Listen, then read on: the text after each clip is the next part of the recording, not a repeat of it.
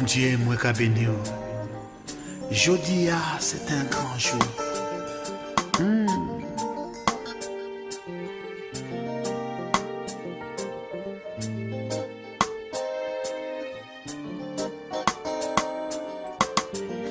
Et mariage c'est pas un jeu, c'est un bagage sérieux.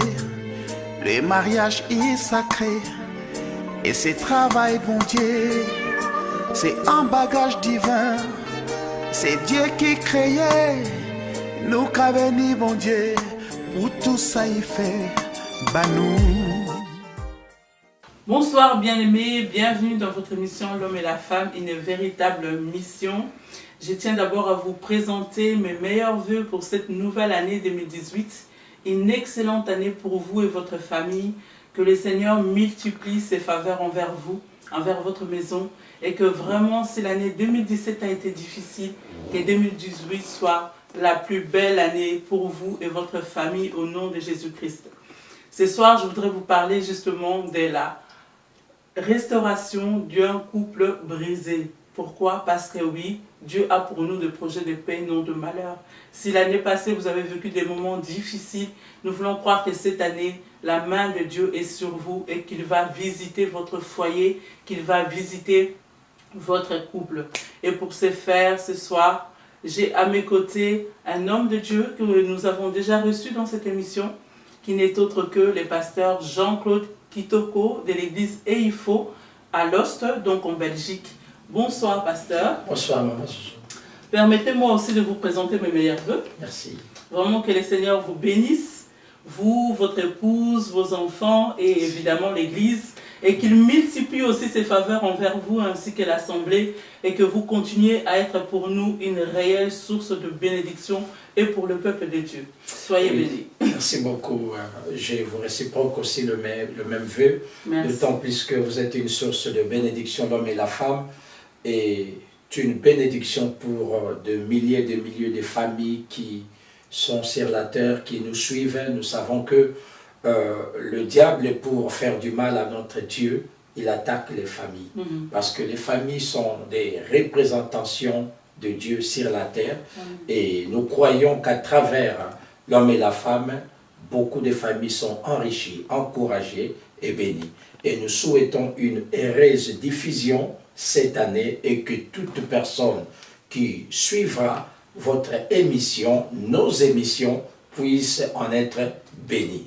Amen. Merci Seigneur. Merci. Voilà qui est dit. Donc ce soir, nous allons parler de la restauration d'un couple brisé, des couples qui sont brisés, qui ce soir, en tout cas, on espère leur apporter, si pas la solution, en tout cas, parce que nous ne sommes pas Dieu, nous ne sommes que des canaux que Dieu utilise pour glisser une solution, un mot qui peut aider, qui peut édifier. Oui. Donc, ma première question ce soir, c'est, vous êtes dans votre bureau, un frère, une sœur vient à vous et vous dit, pasteur, voilà, j'ai découvert depuis peu que mon mari ou mon épouse me trompe.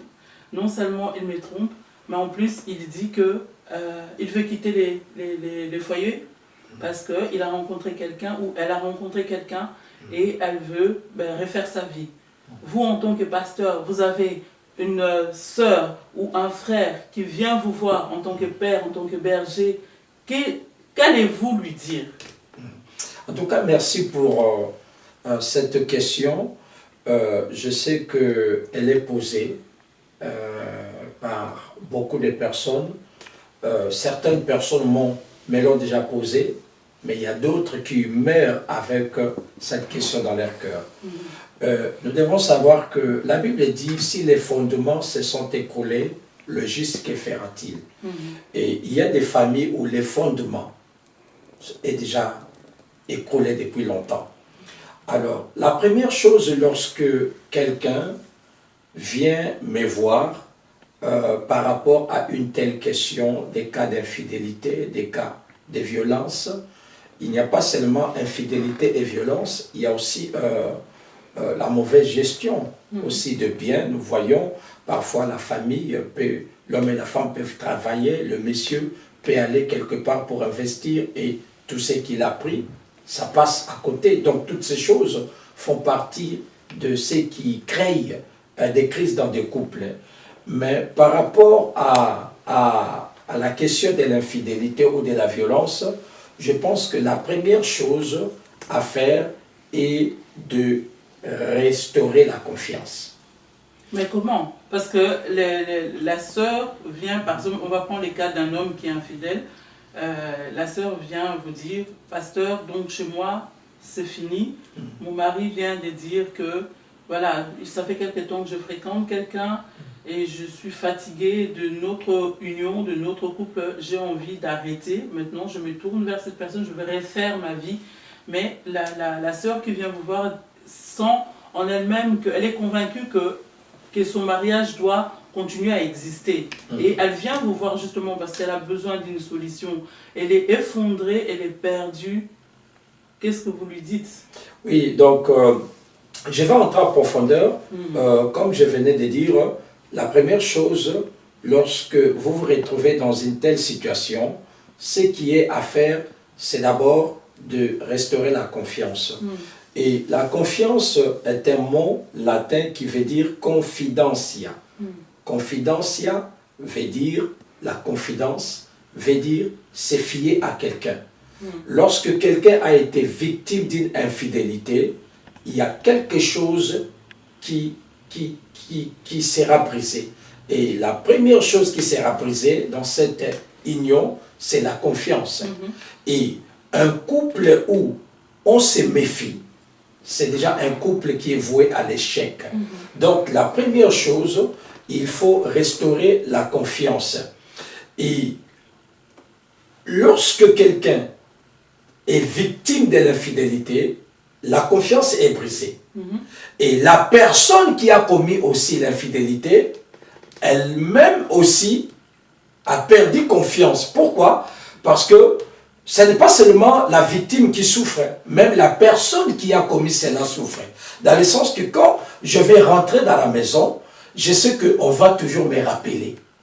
Donc, il doit chercher à regagner cette confiance pour que les choses reviennent comme auparavant. Mais si dans un premier temps, comme dans l'exemple que je viens de donner, le mari, si on prend les cas d'un époux qui commet donc l'infidélité, il n'a pas du tout l'intention, en tout cas dans un premier temps, d'arrêter.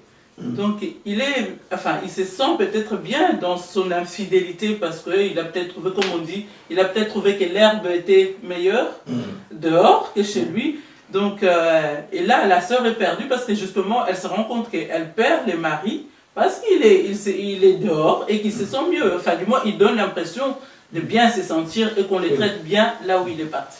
Oui, je pense que nous sommes en train de parler de comment restaurer un couple brisé. Alors, ici, nous sommes en face de personnes qui veulent revivre comme auparavant. Parce que l'un des conjoints veut revivre, oui, récupérer le mari qui a un peu perdu. Oui, alors je vais plus nous allons avancer, je vais expliquer comment il peut récupérer. Donc la première chose, d'abord, il faut créer cette confiance. Et lorsque on crée la confiance, on doit savoir aussi s'accorder sur le rythme de la vie conjugale. Pourquoi? Parce que quelqu'un qui a été déçu, quelqu'un qui a été violenté, quelqu'un qui a été abusé, la personne n'aura plus le même rythme. C'est-à-dire le couple ne peut pas jouer au même rythme. Alors, je prends un exemple. Par exemple, aujourd'hui, on est jeudi. Et que samedi, le couple devait soit se rendre à une réception, ou bien la semaine prochaine ou le mois prochain. Mais il vient de se produire un incident cette semaine. Vous voyez, il n'y aura plus le même élan, le même rythme auparavant. C'est pour dire que ils peuvent continuer à faire la même chose, préparer, arranger la maison, mais il n'y aura plus la confiance pour faire de mêmes choses. Parfois, ils peuvent être aussi à la réception, mais juste pour sauver l'image, mais en réalité, c'est l'apparence, oui. En réalité, ils ne vivent pas la même réalité d'avant. Donc, c'est-à-dire, pour restaurer, donc non seulement il faut d'abord commencer par retrouver la confiance, mais maintenant s'accorder sur le rythme. Mais pardon, excusez-moi. Comment faire pour retrouver la confiance? Parce que il faut retrouver la confiance, mais quelqu'un qui nous regarde ce soir, qui se trouve dans cette situation, va dire, mais comment faire? Parce que la personne qui est trompée, elle-même, a perdu confiance aussi peut-être en elle-même. Parce qu'en se disant, si mon époux m'a trompé, c'est qu'il y a quelque chose qui ne va pas. Peut-être qu'elle va se reprocher des choses. Et donc elle-même aussi, elle peut avoir perdu confiance en elle. Oui. Et évidemment, dans le conjoint qui l'a trompé. Oui. Aussi. Donc, pour retrouver sa confiance ou récupérer ou restaurer la situation du couple, la première chose aussi, l'une des choses qu'on doit aussi faire, c'est analyser les symptômes qui a conduit soit le monsieur ou la femme à l'infidélité. Donc, il faut aussi arriver à analyser, à chercher à comprendre comment nous sommes dans un couple où nous avons presque tout, mais mon mari peut aller ailleurs ou ma femme peut aller ailleurs. Donc, à un moment donné, il faut arriver à découvrir les symptômes. Parce que si tu n'arrives pas à découvrir les symptômes, tu auras du mal à guérir la maladie. Donc l'un comme l'autre, aussi bien la personne trompée que les trompeurs, doivent chacun faire cette démarche de savoir pourquoi ils en sont arrivés là. Pourquoi ils en sont arrivés là. Donc il y a certaines choses, nous parlons des choses, mais des choses pratiques où j'ai beaucoup de témoignages. Oui.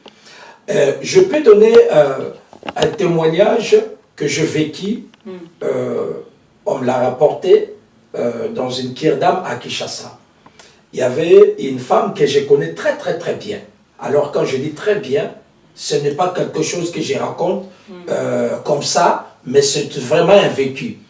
Alors, elle se rendait quelque part, dans un bureau, et pour un service donné. Et là, il y a quelqu'un qui lui a donné sa carte de visite. La femme, elle est mariée. Elle avait pris la carte de visite. Et elle est partie. Mais la femme, à un moment donné, s'est retrouvée dans des sérieux problèmes, dans des sérieuses difficultés financières. Alors, elle s'est rappelée qu'on lui avait... Il y avait quelqu'un qui lui avait promis de l'aider. Elle a pris la carte, elle a appelé la personne, ils se sont fixés rendez-vous, et la personne l'a aidé. Mais malheureusement, ils sont tombés. Ce n'est pas que la femme voulait tomber, mais il y a une situation qui l'a amené à devenir infidèle. Et c'était une fois, mais tellement qu'elle aimait son mari, qu'elle aimait son couple, elle vivait dans une culpabilité. Jusqu'à ce que j'étais dans la région, ayant exercé le ministère, elle sentait qu'elle devait m'ouvrir son cœur. Elle n'a jamais parlé ni à son mari, ni à quelqu'un.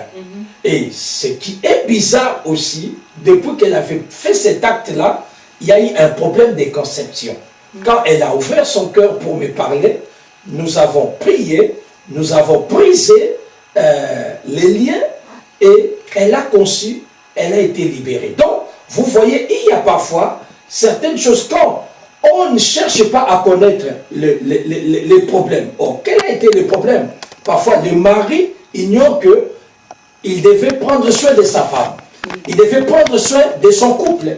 Et maintenant, parce que la femme, en voulant chercher des solutions, elle est tombée, elle est devenue infidèle. Donc, c'est pour dire qu'il faut analyser aussi les symptômes et chercher maintenant les moyens de sortir dans cette situation-là. Oui. Ça, c'est une chose que j'ai préconise. Juste un peu, pasteur, pour revenir un peu à l'histoire de la dame ici, parce que ça peut intéresser ceux qui nous regardent ou bien qui sont peut-être dans la même situation.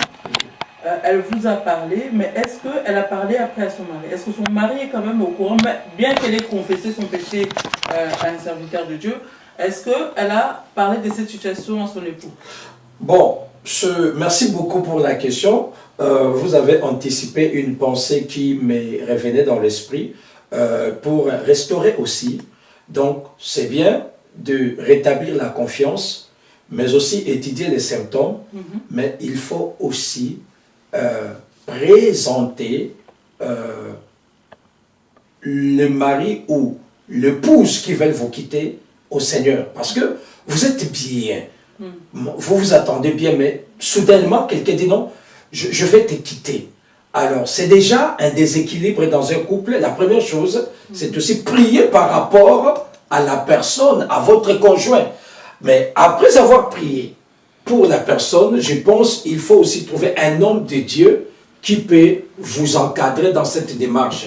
C'est-à-dire, l'homme de Dieu peut avoir des missions, de ramener à la raison la personne qui veut partir, mais aussi faire un travail dans la vie de la personne qui est restée, parce que dans cet état, la personne peut avoir d'autres pensées de se faire du mal.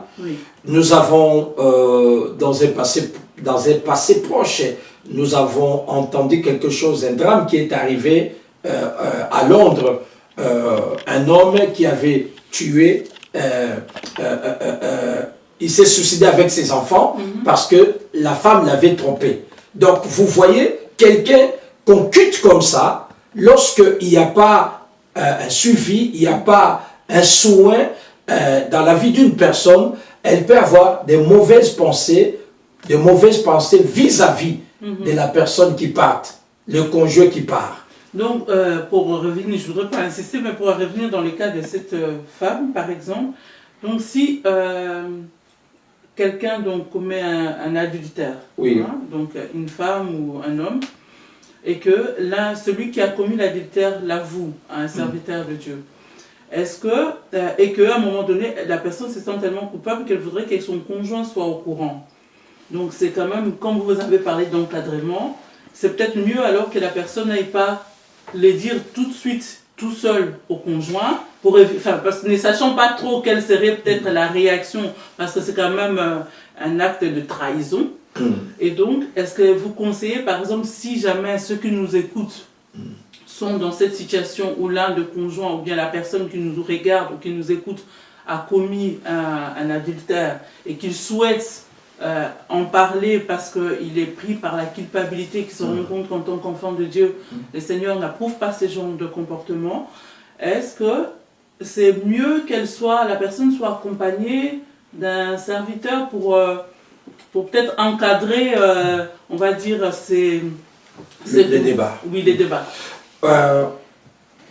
Le domaine dont nous traitons est tellement sensible, c'est un domaine où ça passe ou ça casse.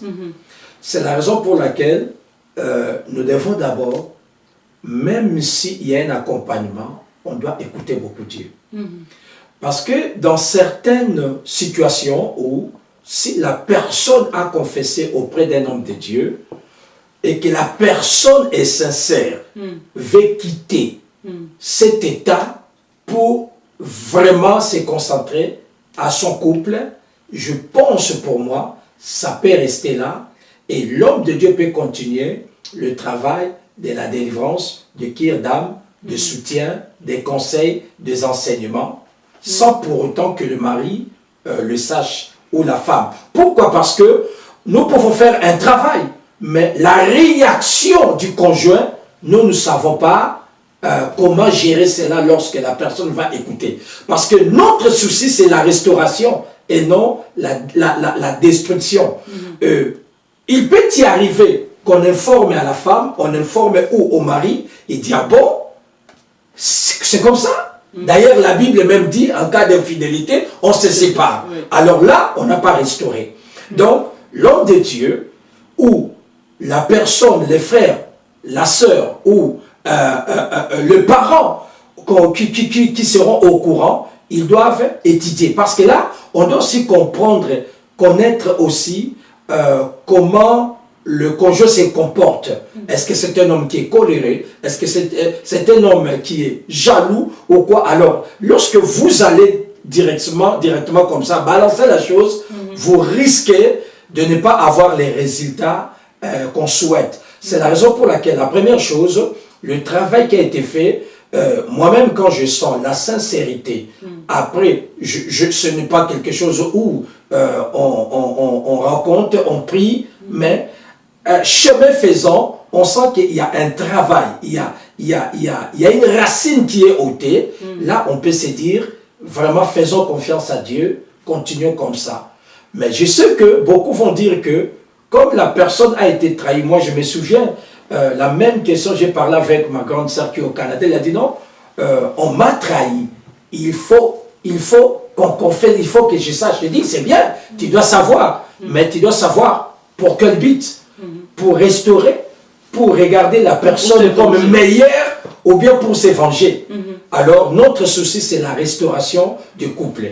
Alors ça c'est la première chose que je préconise. Donc j'analyse avec l'aide de Dieu, à la lecture de la parole, un travail est fait, on sent vraiment que la femme est là parce que je peux venir, je peux poser des questions à son mari sans pour autant éveiller le soupçon, mais je suis en train de sonder pour voir comment la femme se comporte à la maison. Et là, je peux comprendre que oui, il y a un travail qui est fait, ou bien comment le mari se comporte, il y a un travail qui est fait. Donc indirectement aussi, même si on n'a pas avoué donc au mari, dans le cas par exemple de cette sœur, donc on n'a pas dit au mari ce qui est arrivé, on peut aussi encadrer finalement le mari, parce que c'est comme, par exemple dans cette situation, dans ces témoignages que vous avez donnés, elle a eu un problème financier. Ouais. Donc, et ces problèmes financiers là finalement conduit à cette infidélité, malgré elle, mais voilà, et la chose est faite. Mais donc dans ce cas, pour le suivi, même si le mari n'est pas au courant, mais il faudra quand même quelque part, parce qu'on va aider l'épouse qui a commis l'infidélité, la délivrer et tout, mais si le problème persiste, ou bien le fond du problème se trouve peut-être dans le mari, donc il faudra trouver un moyen quand même d'encadrer aussi le mari pour que le couple ne soit plus déséquilibré. Oui, c'est là où je voulais en venir, dans le sens que lorsque le premier travail est fait avec, je peux dire, le coupable, maintenant on doit aller vers la victime. C'est-à-dire, là maintenant dans un entretien d'ensemble, selon ce que le Saint-Esprit peut dire, et là on peut pas informer le mari, mais on peut les encadrer par rapport à la situation qui peuvent arriver. Donc c'est vraiment délicat, mais il y a des moments où on sent le niveau de confiance dans le couple, où on peut aussi partager, regarde, il est arrivé ceci, mais ce n'était pas parce que la personne ne t'aimait pas, mais il y avait des situations et tout. Mon épouse m'a parlé il y a 2 semaines, quelque chose qui est arrivé à Kinshasa. Il y avait une femme qui était partie, une femme mariée, qui était partie à Kinshasa pour une mission que son mari l'avait envoyée. Alors, il y avait un monsieur qui les dérangeait, mais la femme n'aimait pas. Bon, ce sont des personnes qui se connaissaient. Et on l'avait invité quelque part par mégarde. On l'avait drogué et la dame s'est retrouvée dans une chambre nue et on a fait ce qu'on devait faire, on a pris des photos, on a envoyé à son mari. Vous imaginez, vous envoyez votre femme au Congo et la femme arrive là-bas, nue, dans une chambre et tout. Mais lorsque le mari a pris la photo, la première chose, le mari connaissait sa femme.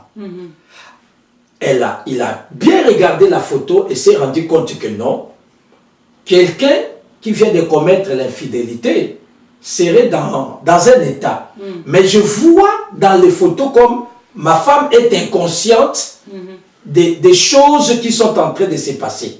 Vous voyez, donc le monsieur a des photos, le monsieur sait que sa femme... Il a confiance en elle, il a connu, c'est un mec qu'elle ne peut pas... Donc sa femme ne peut pas se permettre, et là, malgré que la femme a été souillée, mais le monsieur a continué toujours à avoir confiance à sa femme, et le monsieur a supporté sa femme, et ils sont bien. Donc, vous voyez, il y a une certaine maturité par rapport à cette situation où le monsieur peut dire, il peut arriver que ma femme ou mon mari se retrouve dans une situation, mais ce n'est pas qu'il a voulu, mais ce sont des circonstances. Et dans des cas comme ça, là, lorsque les deux s'accordent, on peut maintenant faire un travail d'ouverture, prier ensemble, les aider à surmonter cela. Je sais que le temps est court, j'ai beaucoup d'exemples, même de couples où le monsieur était parti. Mais nous avons fait un travail. Aujourd'hui, c'est un couple modèle, un couple qui inspire, un couple qui encadre, un couple qui dirige même des ministères. Donc, il y a toujours cette possibilité en Dieu de vivre la restauration. Donc, même si vous avez été trahi, vous avez été déçu, mais si le désir de restaurer votre couple est là, la Bible nous dit, à tes résolutions répondra le succès. Amen. Donc, quand il y a le désir là nous permet d'oublier. Le désir là nous permet de ne plus voir l'autre avec l'autre cliché, que non, tu as été ceci, tu as cela. C'est la raison pour laquelle je dis, la première chose, c'est restaurer la confiance, étudier les symptômes, analyser les symptômes et trouver quelqu'un de confiance pour vous aider.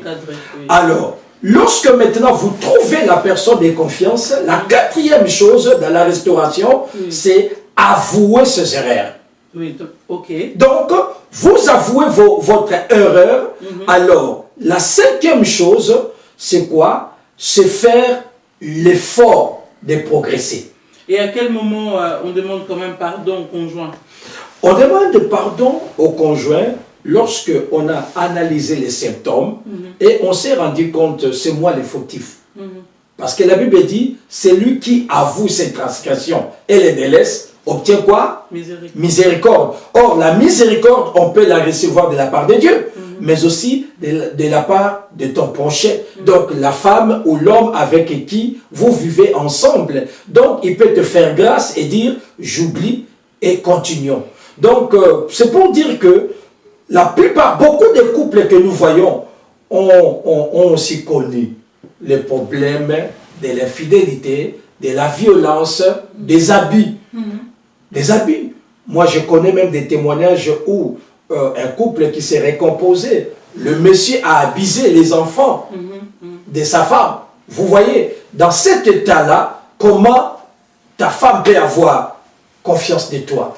Mais Dieu, il est le réparateur des brèches, il peut permettre. Donc, au moment où nous avons essayé d'identifier, par exemple dans le cas de ce monsieur, si la femme dit, mais tu sais, vraiment, il y avait un besoin, toi tu étais parti en voyage, je n'avais plus de tes nouvelles, tu n'envoyais plus l'argent, l'enfant était chassé de l'école, et il y avait un besoin, mais il y avait quelqu'un qui m'avait promis de l'aide, mais regarde là dans la situation où je m'étais retrouvé. Donc, et là, quand on a analysé, le mari peut dire, en tout cas, je te demande pardon, parce que je t'ai exposé, parce que je n'ai pas pris soin de ma maison. Donc, il y a de ce moment-là, à partir de ce moment où on reconnaît son erreur, ça peut nous permettre d'aller de l'avant. Maintenant, c'est faire des promesses et des progrès. C'est-à-dire, à partir d'aujourd'hui, je te promets d'être un mari fidèle. Je te promets d'être une épouse fidèle. Je te promets de ne plus te battre. Je te promets de ne plus te violenter, de te faire violence. Je te promets. Donc, il faut aussi s'appliquer dans ces promesses. Oui, parce que justement, il y a une pensée qui me vient. Dans les cas, parce qu'on a parlé aussi de violence conjugale, voilà, comment on dit, la confiance peut nous quitter, peut quitter en tout cas les époux, simplement parce qu'il y a aussi la violence conjugale où la femme qui nous regarde ce soir se dit, vous avez dit, on a fait des promesses, il a promis de ne plus me frapper, il a promis, mais c'est la deuxième fois, la troisième fois, la quatrième fois, je n'en peux plus. Est-ce que dois-je continuer à espérer? Comment je peux faire maintenant pour que ce couple soit quand même restauré? Parce que je fais confiance une fois, une deuxième fois quand il a promis qu'il ne va plus lever la main sur moi. Et donc voilà. Et maintenant, ça continue. Pasteur, celle qui nous regarde ce soir vous dit, pasteur, Qu'est-ce que je fais pour que ça continue? Qu'est-ce que je fais? Oui, en tout cas, je compatis avec vous, mais la Bible nous dit de pardonner combien de fois? Cette fois. Donc, de pardonner, même si il y a une énième fois de cet habit, mais tant que dans le cœur de cet homme ou de cette femme, il y a le désir d'abandonner, à travers les pardons, on peut continuer à faire confiance. Moi, je me souviens quand je m'étais nouvellement marié et je suis resté plusieurs années célibataire. Et lorsque mon épouse est venue, je n'arrivais pas à me comporter comme un marié. Et parfois, je la frappais et tout.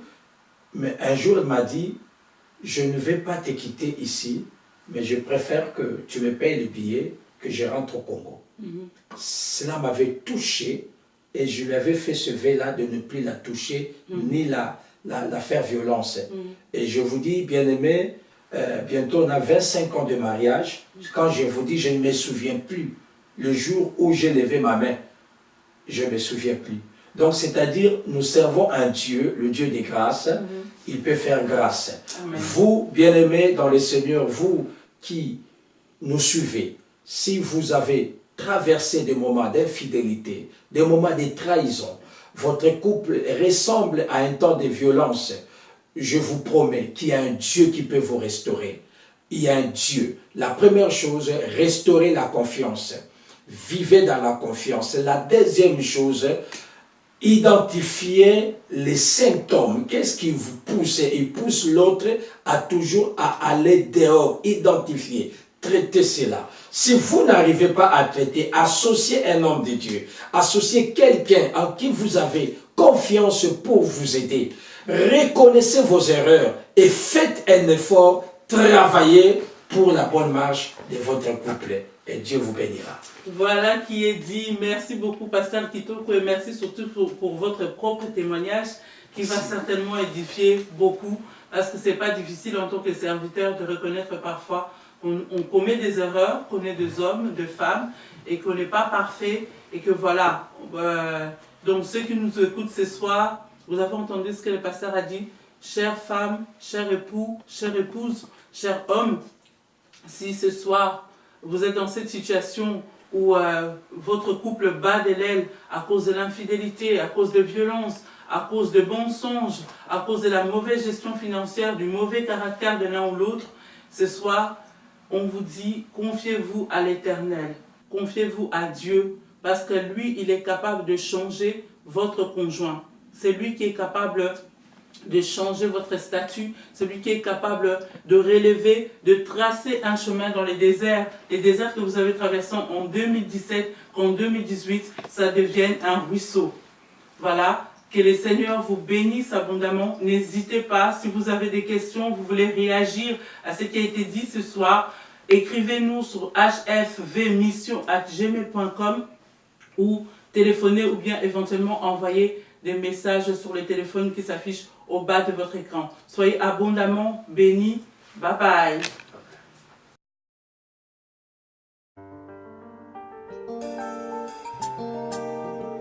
Bon Dieu, moi qu'a béni. Jodi c'est un grand jour.